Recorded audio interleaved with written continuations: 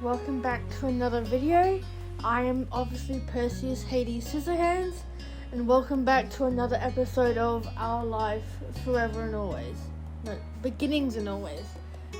There's another one called Our Life Forever and Always, I think, but this is the one we're playing, the Beginnings and Always one. In case you didn't see the last episode of this game when I played it, we have gone through like the lead up to where we come here. If you didn't hear what I said in that video, I'm gonna be doing two of these things per episode, simply because of if I do all of them in one, this video would be very, very long, and I don't think I will be able to do that. I could, but it'll be a lot of reading for me and a lot of editing for me. So I think it's just better if I do like maybe two of these, and then we'll see how long that takes. And in case you guys didn't know from like the previous two episodes I did of this, you do not need to do these in order. You can do these in any order you like, and it doesn't necessarily affect the story at all. In fact, you don't even have to do all of them, but I'm going to do all of them for you guys to see, just to show you guys what everything is like. So yeah, I'm going to do, like I said, I'm going to be doing two of these. I might be doing like one of each, two of each, who knows, we'll see. I'm going to do Sleepover first. Okay. Alright kids, we're done with dinner. Come to the table. Your stomach grumbled right on time, as if it had heard your mum's words.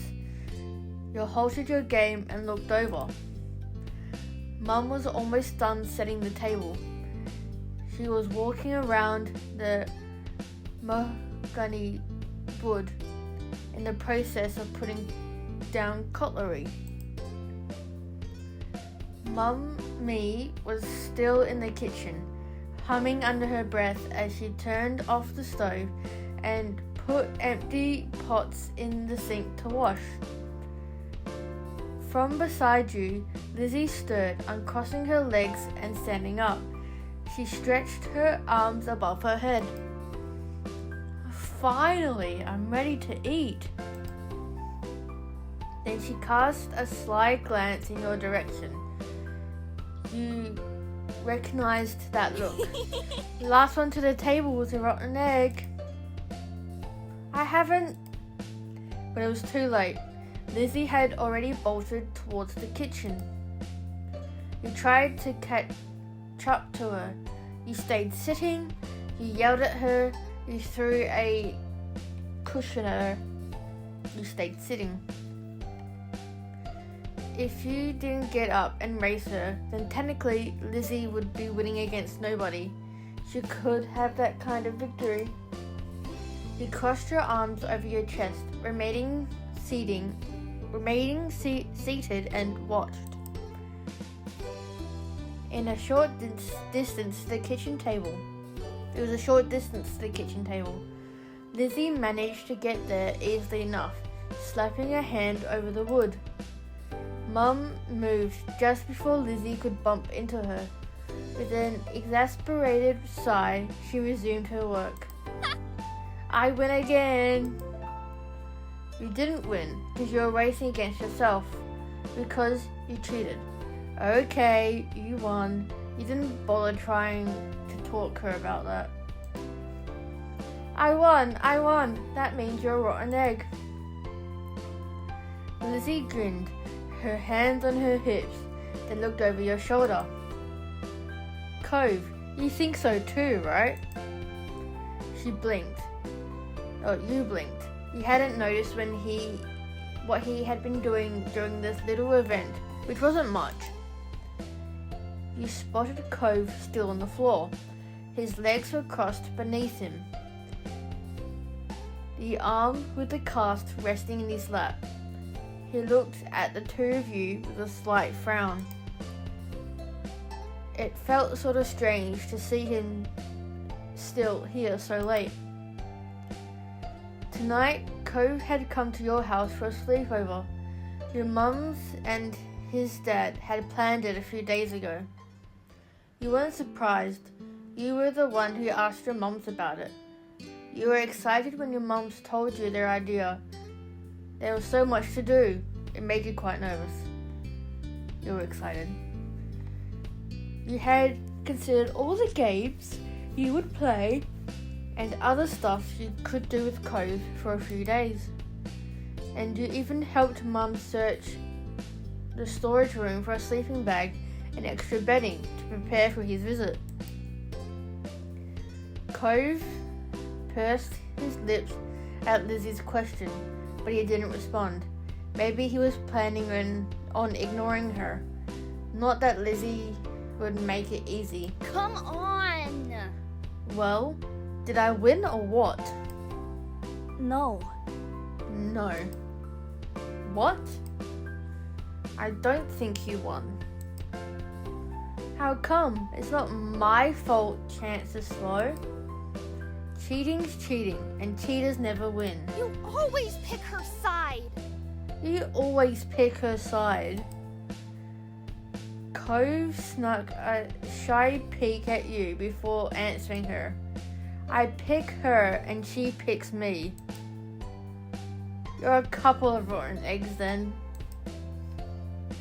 That's enough. Nobody here is a loser or rotten egg. You're each farm fresh. Which is a sentence I never thought I would say. Alright. Now, listen to Mum and come sit at the table for dinner. All three of you. You and Lizzie obeyed, sitting across from each other at the edge of the table. Lizzie blew a raspberry at you when Mum turned her back. Your parents brought the last of the food. Then they took seats further down the table instead of sitting right next to you and Lizzie. Only Cove was left out. He had stood from his spot on the floor, but he hadn't made a move towards the kitchen. Cove, you can sit too. Slowly, he eyed the 4 seats that were left. Thanks to the new seating arrangement your parents chose, one free seat was beside you, another next to Lizzie, and the last 2 were on the other side of where your mums were sitting. Sit next to me. You can sit wherever you want. You stayed quiet because he can make his own choices. He hung his head and scattered past you, Lizzie, and your mums. Cove went to the chair on the opposite edge of the table and sat down. It seemed being far away is what he wanted. Your mums frowned and so did you. Now that everyone was situated, Mummy began to pass out plates. Okay. Dig in, kids. I cooked a little bit of everything for tonight. Be sure not to avoid all the veggies. Ugh. Yes, Mum. Each person at the table served themselves, except for one. Cove hesitated again. He fidgeted with his hands clamped on the top of his knees. He didn't seem very comfortable doing stuff in someone else's house. One dish seemed to have his eye, at least. That's pineapple chicken. Want to try some? Not really, sorry. By then, your mums noted that Cove still had nothing on his plate as well. Do you not like any of the food, honey? Well, maybe he hasn't tried Hawaiian food before. Hasn't? He hasn't? Wow. Please don't talk with your mouth full, Lizzie. Lizzie swallowed the bite she was eating, then she spoke again. You should try it now. She turned to Cove dramatically. Unless you want to shrink. That's what happens if you miss a meal. Elizabeth, That's not true. You know that. Cove squirmed under all the attention. He fidgeted with a fork between his fingers. I've had some things, just not any of this. Oh, shoot. Oh shoot.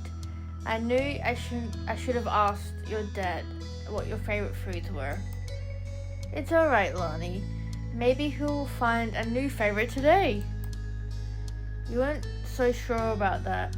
Cove didn't look like he was going to be trying the food anytime soon.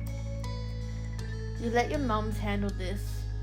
I think you would like the pineapple chicken. It's yummy. Give me your plate. You should try something new. We'll just gently suggest. Ultimately, he trusted your judgment. At your suggestion, Cove carefully spooned rice and chicken onto the plate. You saw that he took more of the grilled pineapple than any of the vegetables. You nodded, pleased, and your mums let it slide. At first, Cove poked at the food. Clearly, he was apprehensive to eat something new, but he took a few exploratory bites. Right? It's good, huh? Isn't it? You don't have to keep asking. He still speared more meat on his fork and ate it, chewing thoughtfully. It's not bad. Mummy grinned at his words, satisfied even though it wasn't exactly a glowing condemnation.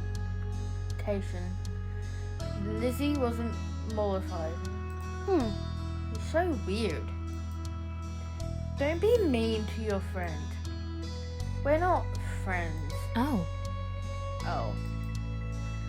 Mommy floundered in the face of Cove's blunt honesty. You weren't surprised by Cove's declaration. The more you got to know him, the more you realized he wasn't the type of kid to keep his opinions to himself.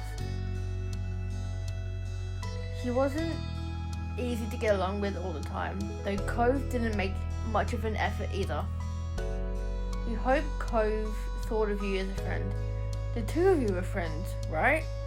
You wondered how he felt about you. That still made you nervous about your own relationship with him.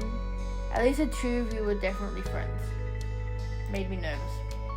Maybe he didn't like you as much as you thought he did. You had never asked before.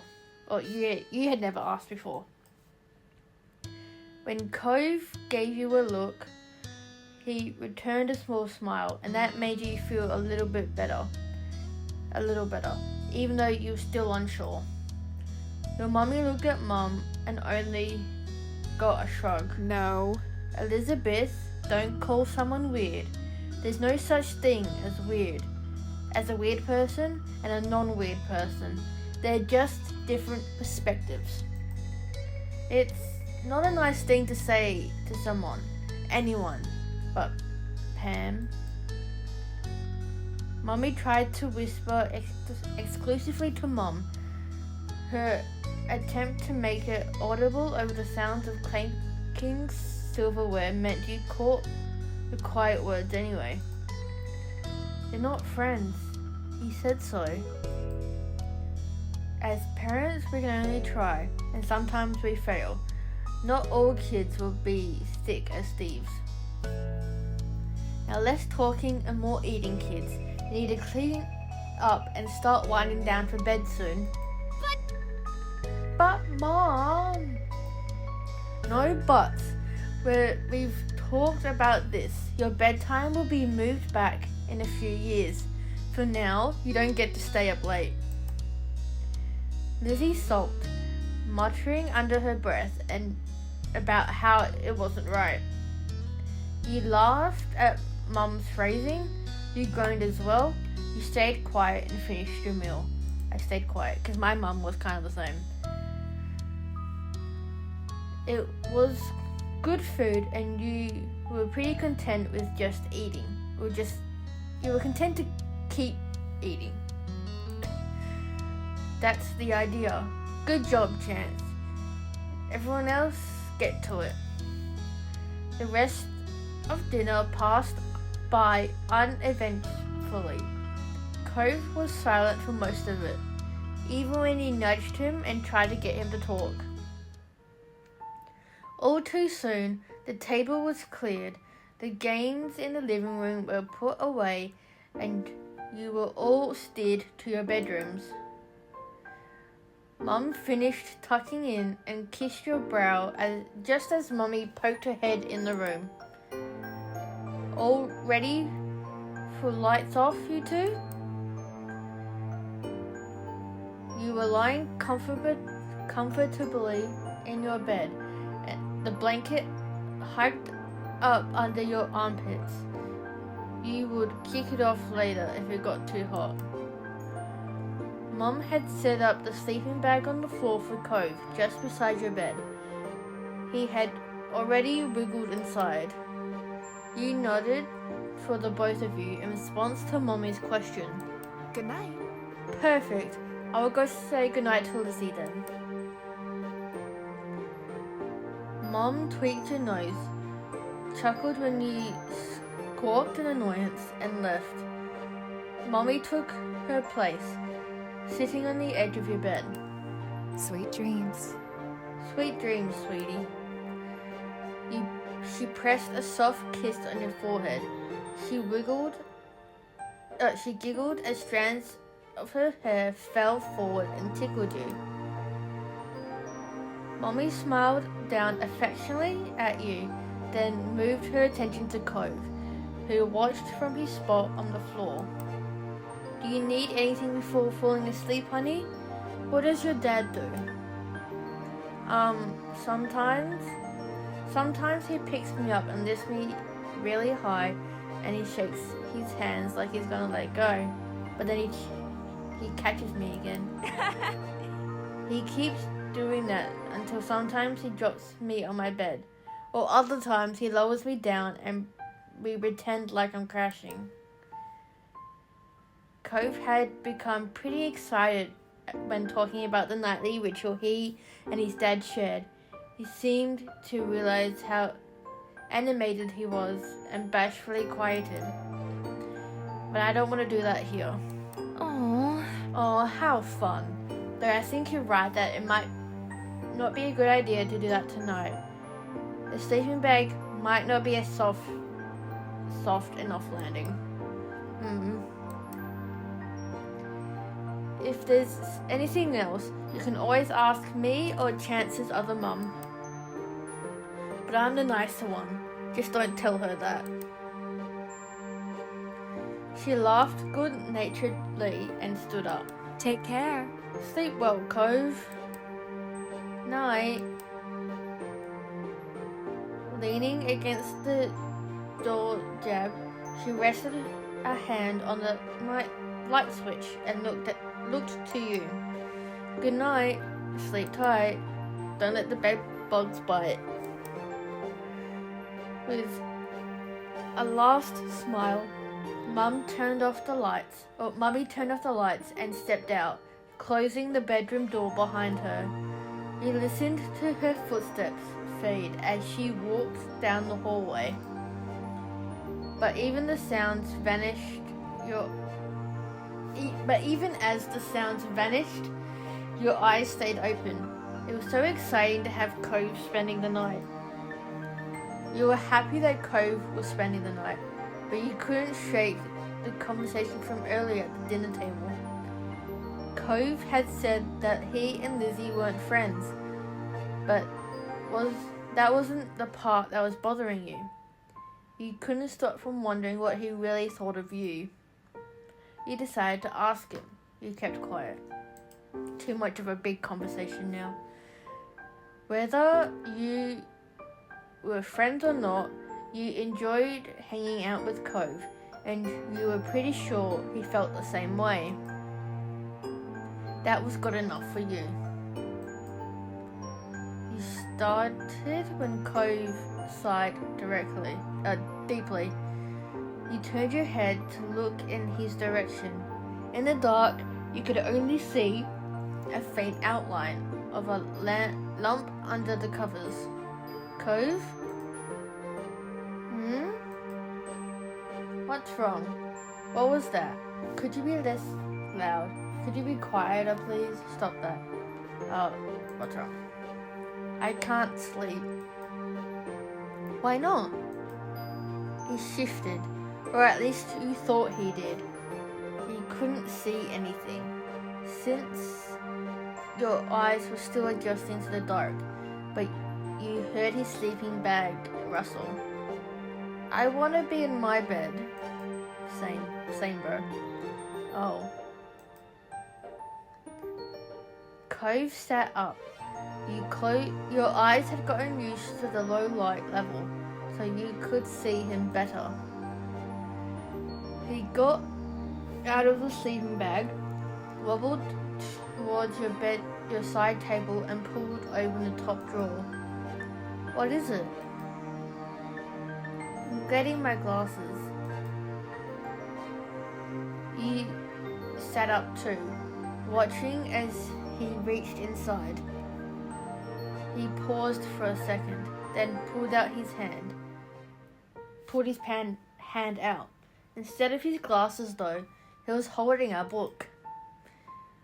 He turned it around in his hands, trying to figure out the proper orientation for it. You knew, even without reading the title, which one it was. That one was your mum. That was one your mums would read to you. It was special. Be careful, that's mine. I thought you were looking for your glasses. What are you doing with that? I thought you were looking for your glasses, bro. I was. Then I felt this. It looks cool. The compliment he afforded your special book had you grinning, your confusion forgotten. It is really cool. Oh? Oh yeah? What's it about? It's a story about a squire who wants to become a knight, and there's magic. Does it have mermaids? No, but I love the main character because the squire's really funny and brave. As it is the wrong way around. It has cool pictures. Some of them even take up the whole page. Mummy reads it to me. She uses different voices for every character. There's a dragon in it and crazy things happen. I'm a sucker for dragons, so I'm going for the bottom one, because I love dragons. The squire tries to kill her because the king wants the dragon dead, so they have this fight. But the squire finds out the dragon's really nice. They decide they don't want to fight her after all. So the two of them become friends instead. Cove looked excited by your words. He flipped the book over and focused on the backside summary. He must be pretty interested in it. You were reminded of the hours you spent hearing the tales. No matter how many times you read it or had it read to you, you were still entertained by the story and pictures inside. You glanced at the window. The moon was high in the sky. It was definitely the time when you were supposed to be asleep. You couldn't keep staying up. You wanted to read the book with Cove. Gotta respect the rules at a young age. You weren't sure when it had hit you. Sometime between Cove spotting your book and you explained the contents, your eyes had began drooping. As enthralled as you were by the book, you didn't want to stay up. Cove only glanced over when you laid back down, resting your cheek on your pillow. I'm gonna go to bed. Well, is it okay if I read your book? From your relaxed position, you narrowed your eyes on him thoroughly. Sure, you have to put it back. Okay, just don't ruin it or anything. No, it's time for bed. Sure. He did say he couldn't sleep. Maybe he would get drowsy after reading for a while. I have a flashlight. It's in the drawer that's under the top one. Thanks. He carefully went back to the side table, rifling around inside for the flashlight. He also grabbed his glasses this time. Then Cove climbed into his sleeping bag, his back to you. He propped himself on an elbow, and you guessed he had the book in front of him.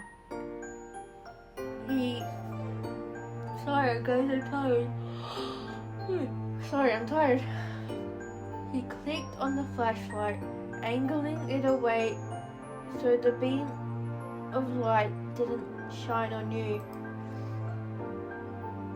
You put your back to him just in case, your eyes slipping mercifully closed. Good night. Night. Silence descended, occasionally broken by the turning of pages, but it was soft enough not to be a disturbance. Soon you were fast asleep. When your eyes opened again, your bedroom was pitch black and silent. Your head was smushed in your pillow, your pajamas were sticking to you, and your mouth was dry. Slowly you raised yourself onto your elbows. You yawned, the back of your throat twinging as you did so. You rolled on your side, sit up in bed, planning on getting water from the kitchen, when you saw a dark shape towering over you. You froze. Then you remembered you weren't alone in your room tonight. Cove? That you? Yeah. Yeah. Having just awake at an unknown time of night, you felt a little creeped out. You got up and turned on the lamp at your side table, feeling a little better when the faint light illuminated the bedroom. Cove blinked at you, looking exhausted. He was in his normal clothes again, shoes and everything. His pajama pants were left on the floor, abandoned. His sleeping bag was in a similar state. What is it? I can't sleep. I keep waking up. Did you have a bad dream? He shook his head from side to side. No, just can't sleep. It's weird here. You frowned. You helped your mum redecorate it only a few months back. I like my room. It's not that it's bad. I just always sleep in my bed, in my room. That made things a little clearer. It wasn't anything you'd done. Cove couldn't sleep in a new place. You wondered how long it took for Cove's bedroom in his new house to not feel weird to him. Probably a while. I'm gonna go. What? That shook off the last of your doziness. He was going to walk outside back to his own house, this time of night, all by himself. He noted your shocked expression and looked at you resolved. My dad will let me in, and I've gone outside late before. I have to go. Well, if you have to, you don't have to. I'll come with you. I should tell my mums. Let's be responsible. No, I don't want you to. I'll just leave. My dad can call them in the morning. You knew that you could just let him go, but something inside you was saying that it wouldn't be the right thing to do. It's too late for you to go outside on your own. It'll be bad. Cove grumbled quietly, though stayed put. Okay, you can tell them. I'll wait. Good. When you crept into their room, Mum was still up, reading in bed, while Mummy had already fallen asleep. When Mum woke Mummy up, they were both surprised to hear that Cove wanted to leave, and the two of them followed you back to your room to see him. Sweetie. Cove, you alright, sweetie? Is there anything we can do to help? Mummy sounded tired after having just woken up, but she smiled at Cove kindly. Cove shook his head firmly, not meeting anyone's eyes as he did so. I just want to go home. We're sorry you don't feel comfortable staying. How about you come downstairs with us and we'll call your dad to get you? Cove headed towards the door. He stopped halfway there and turned back to you. Bye, Chance, and sorry. I'll see you tomorrow. Bye, Cove. You watched as he shuffled past your mum's and out of the room, and Mum turned to you before leaving. Alright, off to sleep, kiddo. We'll make sure Cove is taken care of. Good night again. Good night, Chance. You listened to the sounds of their footsteps on the stairs as you huddled back in bed, pulling your blankets up around your shoulders. You were sad that Cove wanted to leave, but you thought the two of you were having a good time. But you understood that it might be hard to sleep somewhere other than your own bed. Eventually, your eyes started getting heavy, and with a loud yawn, you finally got comfortable in your bed and drifted off to sleep. The next morning, you were awoken by the sound of Mum's voice and soft shake on your shoulder. Chance, wake up. It's time to get up and eat Adam. The sun was peeking through your curtains, and you rubbed at your eyes as they adjusted to the new light. She sat down on the bed next to you. You blinked for a moment, confused, until you caught the empty sleeping bag on the ground and remembered what happened during the night. Mr. Holden came over to pick up Cove and take him home. You should have seen his hair when he turned up half asleep. It was even messier than Mommy's in the morning. She chuckled at the thought, and you could tell she was trying to make you feel better about the whole situation. So you smiled back at her. Thank you. Thank you for letting us know that Cove wasn't feeling good, Chance. That was a nice thing to do. You nodded in agreement, and Mum went on to say that maybe once Cove started feeling more comfortable, that he could try and sleep over again sometime. You smiled, looking forward to another chance to show him how fun your house could be. The next time you saw Cove and Mr. Holden, they both apologized for Cove having left so suddenly. You assured them that it was okay. In the end, the two of you and your parents were eventually able to move past the ill-fated sleepover. It had all been a learning experience, according to the adults. You could accept that. There were definitely things you learned from it. So there you go, there was Sleepover. Now time for one more. That did take a while, but it's fine, because it's fun. I love this game. Boop, save it, in case anything happens.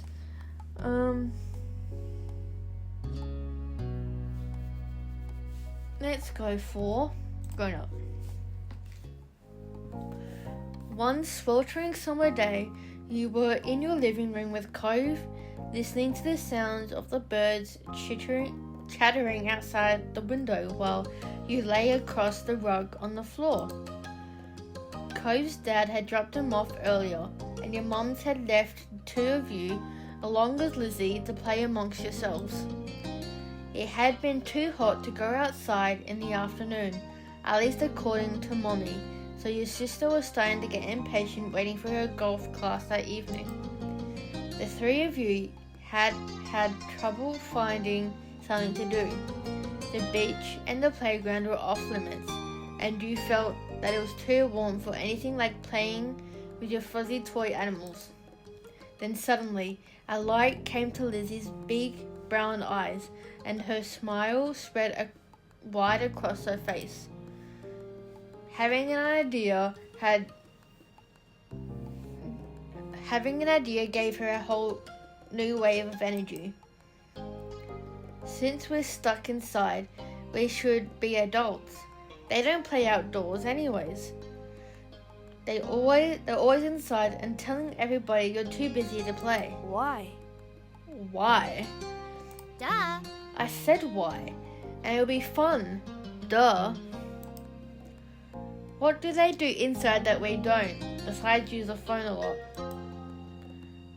Excluding a small huff, Lizzie decides to ignore Cove. What do you think? Chance, what do you think? Do you want to?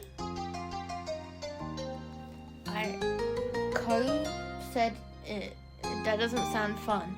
I bet we could come up with something else. I don't know. I want to. I don't know. Please, Chance. When have I ever had a bad idea? Whenever we play with you. I wasn't asking you. I'll try, but it sounds boring. Okay, I'll stay. Sorry, I have other stuff to do. You kept hesitating. I'll try. I hope this is as fun as you're promising it will be. Lizzie looked at you, deadly serious. It's the most exciting idea I've had all week. Satisfied that neither of you were about to bail on her, Lizzie thought over her options while you watched. After a few seconds, she clasped her hands together and beamed, apparently having settled on something without asking either of you. Okay, I'm gonna be a professional golfer. Chance, you and Cove can be a beach volleyball player, a gymnast, or a tennis player. Why can't I be an equestrian? I prefer that. Why can't we pick anything we want? Because I have a fun idea, that's why. And we have to play sports as adults. Yep. But there's other kind of sports too. Right? It isn't the same. What do you think, Chance? Don't those choices sound super cool? You want to be that, huh?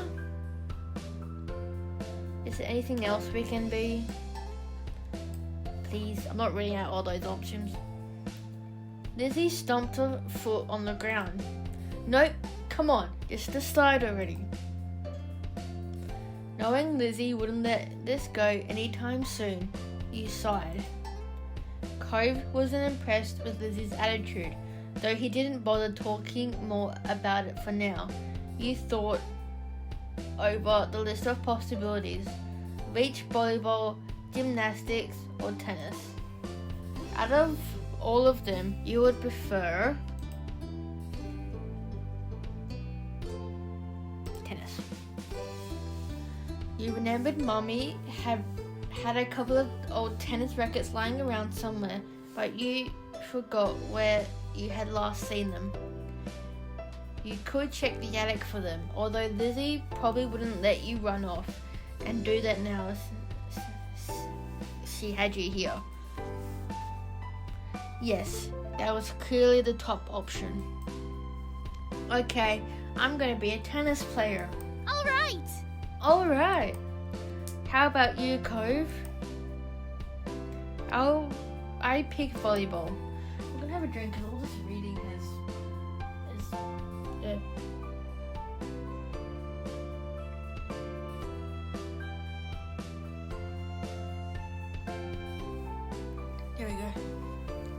yo. I should have known. Okay, so Chance, you're a famous tennis player.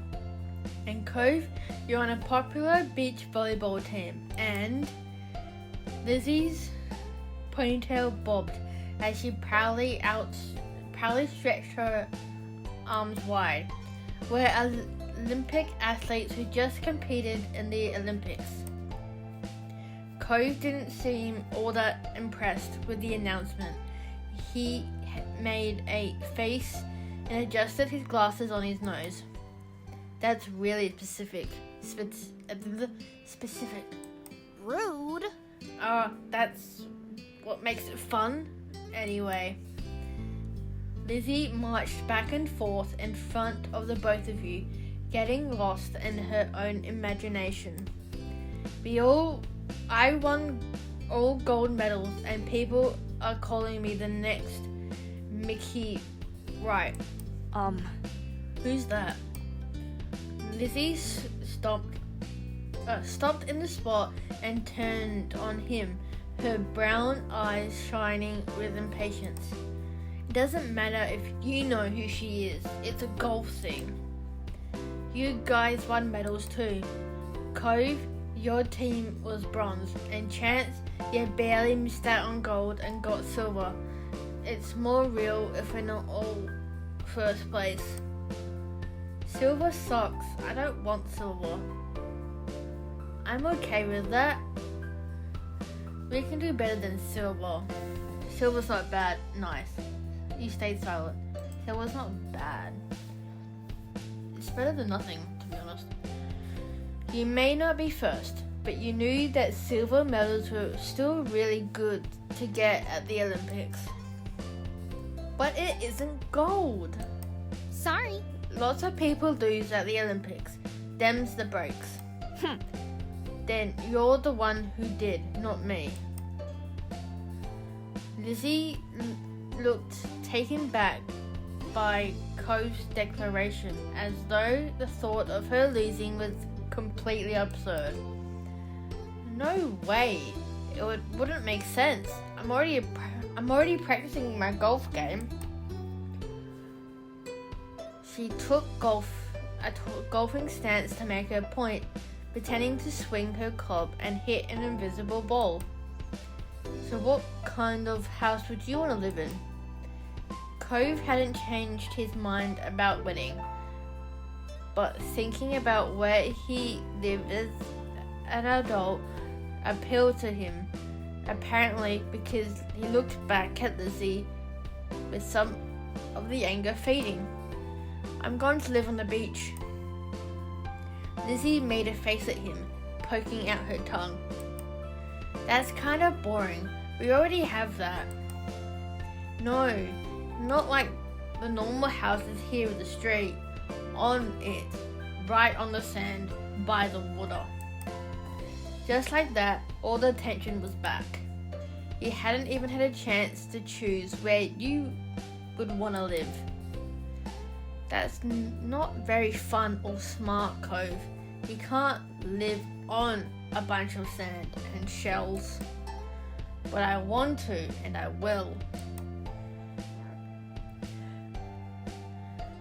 Cove narrowed his eyes at Lizzie, even though she stood half a head taller than him. Why didn't you give out a list of things to pick from this time? I need to really learn. You didn't give out a list of things to pick from this time, so I'm picking that. Why are we even playing pretend if we can't imagine anything? Jeez. Well, I'm gonna live in a mansion far away from here and far away from you. One with an indoor pool and a place to practice my award-winning golfing. It's not fair. How come you were yelling about mine when your idea is even more impossible? Lizzie's face flushed red, her hands balling into fists at her sides. It's not impossible, and it's better than yours. Disagreements always seemed to crop up when the two of them were together, and you always felt like you were stuck in the middle. When it came to the topic at hand this time, you thought you would prefer a mansion, being on the beach was cooler, you wanted to agree with Liz, Cove was right, you were tired of deciding between them. We're not a mediator, so you didn't engage with their bickering, instead dreamt up your own dream house. And you weren't going to share your idea with them either. You already knew it was a good one. You can swim whenever you want if you live on the beach. You can still swim anytime we want from where we live now. Being a little closer doesn't mean anything. Says you. The two of them scold at each other. You're being unreasonable. You... I don't get what you want. This game doesn't make sense. Ugh. It does. You have to be realistic. I said that. But you're not. You had no idea what to do to make them stop at this point. It seemed like the two of them would just keep working each other up as long as they could. Nothing you had said this far had kept them from being mad. Thankfully, like a greeting card angel, Mum walked into the room. Lizzie rushed to her, hanging onto the hem of her shirt and poking her tongue out at Cove. Lizzie! Chance! It's time to go. You alright with that? Sorry you have to leave already, Cove. Their mommy said she'll walk you home so you won't be left in the cold. Cove was still glaring at Lizzie, his face flushed with anger. I can go by myself. But... Bye, Chance. There was still a harsh edge to the brief farewell, but you knew it wasn't you he was mad at. Without giving Mum a chance to stop him, Cove stood up and stalked out of the room, shoulders drawn tight. Huh? Okay. Worried, Mum turned to you, looked down at you and Lizzie. You two were playing nice with our new friend, weren't you? You told the truth. You lied. You told the truth. We were playing pretend and things got intense. They were like cats and dogs. Your sister's jaw dropped, looking betrayed, as Mum put both her hands on her hips. Elizabeth! I told you to be kind to him. He's having a hard time right now. Lizzie's mouth closed back up, replaced by a tiny frown. I know, I tried, but he was... That's enough. No buts. We both know you can show someone a great time when you put your mind to it. We're going to apologize to Cove and his dad over the phone when he gets home from work tonight. Lizzie hung her head, dragging a foot across the ground in front of her. Okay, Mum. Good girl. You caught pieces of Lizzie talking to herself about how it was his fault too, but it was over. Ro, we gotta get a move on. Let's go. Let's go, kids. No, Annie. Where did you leave the car keys? Mum hustled you out of the door, and you noticed during the car ride to golf practice that Lizzie was quieter than usual. She was usually the first one to request which music to listen to in the car, but she didn't say a thing. Your parents noticed she was in the mood to be bothered. They gave her space, and Mummy just asked you what you would like to listen to. You picked your favorite song. It always made the car ride more fun. You chose the soundtrack to a cool movie you saw a few months ago. You chose a song you knew Lizzie liked. Maybe that would cheer her up. No, Arjun. Eventually, Lizzie came round and started singing along with you. You both knew all the words, and your mums even sang along too. When the car ride was over, you spent the twilight hour watching Lizzie hit things with other girls her age. You didn't know much about golf, but you could tell that she really liked it, so you sat with your mums and tried to puzzle it out. It was nice sitting outside after being cooped up in the house all day, and you stretched your legs to let the last few minutes of sun warm your skin. When the sun was finally out of sight, dipping behind the horizon, you all got ready to leave. Instead of going straight home, your mums took the family out to dinner. You went to a restaurant you had all been going to ever since you could remember. The whole afternoon had been a bunch of shouting you hadn't been able to stop, but you could kind of tell that all this helped Lizzie be less angry. The car ride home was quiet. Only the radio provided escape from silence. Lizzie had been in better spirits now, but the closer you got to your neighborhood, the more she wiggled in her seat and frowned out the window. She knew what was coming when you all got back home. Clearly she was dreading it. Soon enough, Mum was turning onto the street, then reversing into the driveway. Once she cut the ignition, it was dead silent. No one spoke, only unbuckled the seatbelts and opened their doors. Lizzie was the last one out.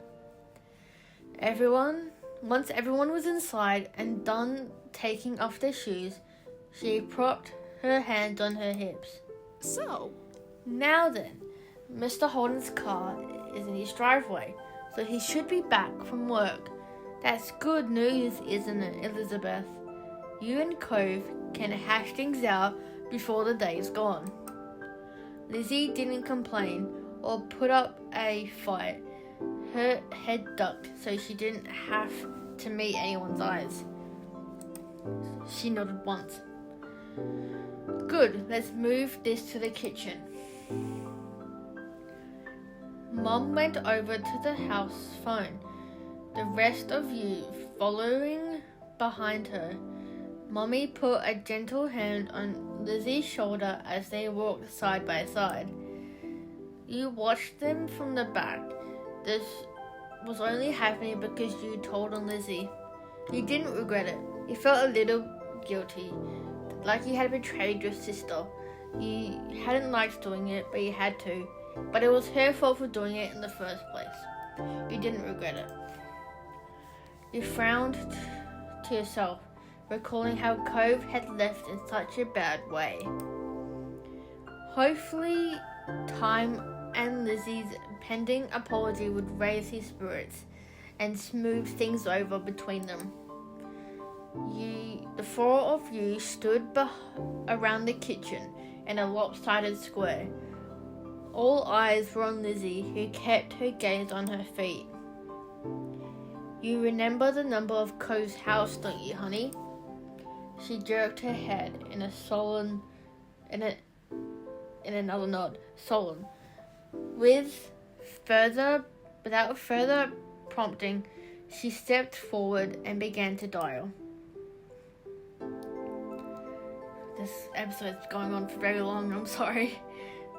Mum reached over and pressed the button on the base. Suddenly, you could hear the phone ringing. She turned on the speaker. The phone rang a couple of times, then stopped. Mr. Holden's warm voice came through the other end. Evening, Holden residence. Lizzie looked over at Mommy, unsure. She nodded encouragingly. Hi, Mr. Holden. It's, Lizzie. Can I talk to Cove? Absolutely. Lizzie laughed. What a surprise. But of course you can say hey to the boy. He sounded cheery as usual, though definitely meant it when he said it was a surprise. You thought hard, and you were sure that your sister had never called Cove's house before. Mom spoke up before Mr. Holden or Lizzie could say anything more. Her arms were crossed over her chest, her lips pursed. Hey Cliff, Nolani, Chance and I are here too. Good evening. We're sorry to bother you so late. You spoke up to say hello too. You said nothing to Cove's dad. You said hello too. Hi, Mr. Holden. The gang's all here, huh? Is something the matter? His voice grew a bit concerned. Mummy was quick to reassure him. No. Well, yes, but it's going to be okay. Lizzie and Cove got into a bit of a fight today. We were hoping the two of them could talk and make up. Is this a good time for you and Cove? What? A fight? Cove didn't tell me anything about that when I came home. It does explain the funk he's been in tonight. He chuckled slightly. Despite that, he didn't seem like he really thought it was funny. Anyway, it's good. You didn't catch us at a bad time. I'll go grab him for you. There was some shuffling on the other end. He must not have gone far because you could still hear him calling out. Cove, there's someone on the phone for you. After a beat of silence, there was more muffled talking from Cove's dad. Come on, bud. Lizzie called just so she could talk to you. Are you sure? Chance is on the other end listening too. Don't you want to say hi? It took a bit of back and forth, though the conversation seemed one-sided since you couldn't hear Cove properly. Eventually, Cove took the phone from his dad. Hi. Hello? Hey, it's Lizzie. I know. Dad just told me. Cove's tone was defensive. Lizzie turned to Mum, scowling. One stern look from her, though, and Lizzie turned away. Sorry. I just called to say I'm sorry for not playing nice with you today. I won't do it again. Lizzie's eyes were downcast, her voice low. You could tell she felt uncomfortable apologizing to Cove in front of everyone. She was still being genuine about feeling bad. Cove must have realized that too because he sighed quietly. I want gold, and I think Chance should win too. Really? You thought you were worth gold even though you hadn't even wanted it? Lizzie was momentarily stunned by the demand.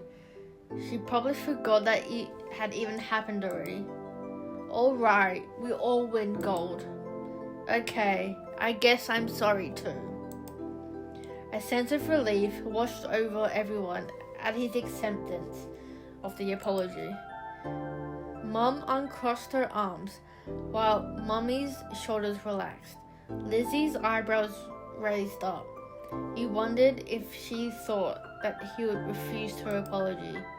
Dad, can I get off the phone now? You couldn't see him, but it was obvious that Cove felt awkward about the situation. He had come off uncomfortable the entire time, really. Yeah. Yeah, you can go back to your room if you want. Be sure to say goodbye first, though.